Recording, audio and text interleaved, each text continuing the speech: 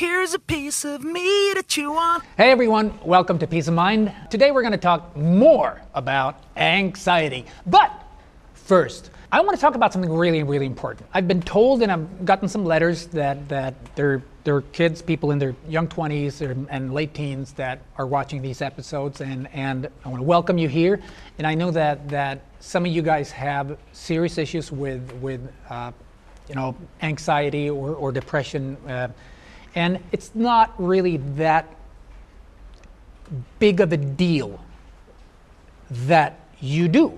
I know that sounds kind of weird, but listen, your anxiety and your emotional turmoil is no different really than it is, than the one that I went through when I was your age. I'm 48, I'm an old fucker.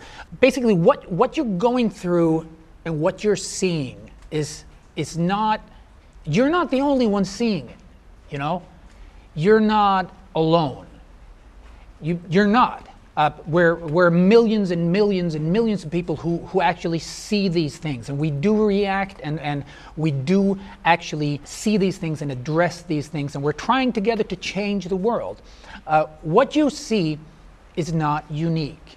What you see is something that people have seen for many thousands of years. In what is called Buddhism, it even has a name. It is called the Maya.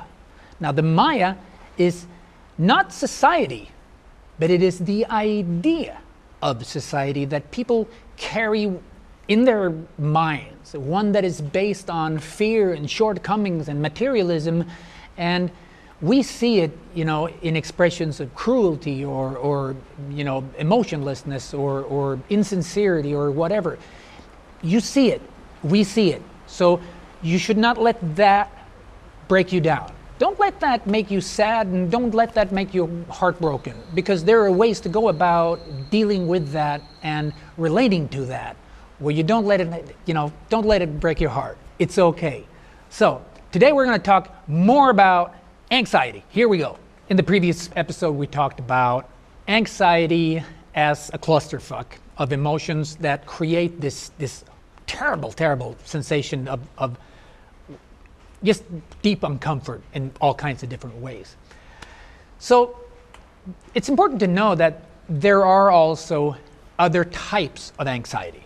There are actual hormonal anxiety, where an example, where if you're a woman, when you get your menstruation, the hormones will actually mess with you. So you will actually get anxiety feelings that are triggered by emotion. And this is the same if you've experienced some form of deeper trauma, if you've been in an accident, if you've lost loved ones. This can actually affect your hormones so harsh and so deep that you're going to feel at different times these anxiety phenomena. So we know that there's the hormonal and there's the emotional, but we should also remember that there really is really strong emotions that may feel like anxiety, or that may frighten us as much as anxiety, and that's especially grief. If someone you've loved or someone you've held really, really close is taken from you suddenly, and there's nothing you can do about it, then you're going to experience deep emotions of grief. Now, grief can take the expression that really seems like, it feels like, it looks like anxiety, but it's not anxiety, it is grief. So how to deal with it when it comes and takes over? Because it does, when it does. The thing is, know your enemy. And to begin with, one of the first things you really, really need to always remember, in all this, that it passes. When you have anxiety, 10 minutes will actually feel maybe like an hour, but those 10 minutes is sometimes all it is. And this is hard to keep in mind when it comes. But if you do keep that eye on the watch, if you help yourself with that, that's another very, very, very good tip to help you kind of hold on to reality when it comes over you. But remember, It's only like weather. It's only like weather. It comes in and then it leaves. You will survive anxiety. You might not feel it, but you will survive it. You might want to puke. You might want to, crawl into a little ball. You might want to shit yourself or disappear into a crack in the floor. But you will survive. No matter how terrible it feels, you will survive. Always remember that, and always remember that it's going away. It's a little bit like epilepsy that way. It's a little bit like epilepsy that way. It passes. Having anxiety issues does not mean that you're crazy. It merely means that you're carrying around too much, and you need to find ways to deal with what's going on. You need to talk to people, you need to rearrange how you plan your life, and you need to look at the basics of how you dispose of your time. You can do that. It's your life. It's not someone else's life. It's not, society does not, dictate your basic human conditions. You do. So keep this in mind. So if you're in the position where you need to medicate your anxiety, then I want to give you this to take with you.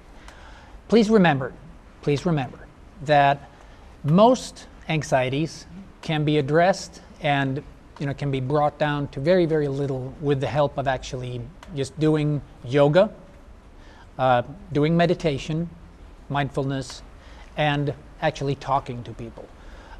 There are cases where you have to medicate, but it's really, really important to understand that of all the medication out there for anxiety issues, they're highly addictive. They're strong. This is medication that is as painful and as anxiety-inducing to stop using as it is to start using it. So this is important to know. So if you have a way where you can somehow start talking to people and start doing your yoga and start doing your meditation, try that first. Try that for your own sake. It will help your life, and it will make your life so much easier.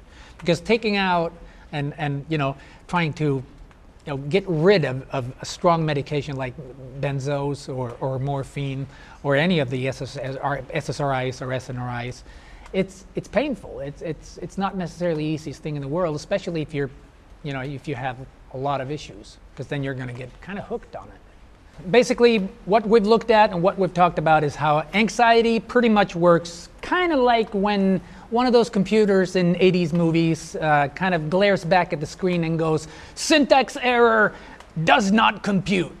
That's pretty much what happens. You get too much information and your system can't deal with the information and it feels horrible. So that's what it is. What you can do is you can start picking the pieces apart, and you can ask for help in doing that. And that will improve your life. And more than anything, if you're gonna talk to a doctor for medication for your anxiety, be cautious. Be aware that the anxiety medication available there is mostly highly addictive. Be careful. Take care of yourself. Take care of you. You're important. You're very important. All right. So, like, share, comment. Take care. See you guys soon for the next episode. Alak Baba Sirishandirak. 'Cause you want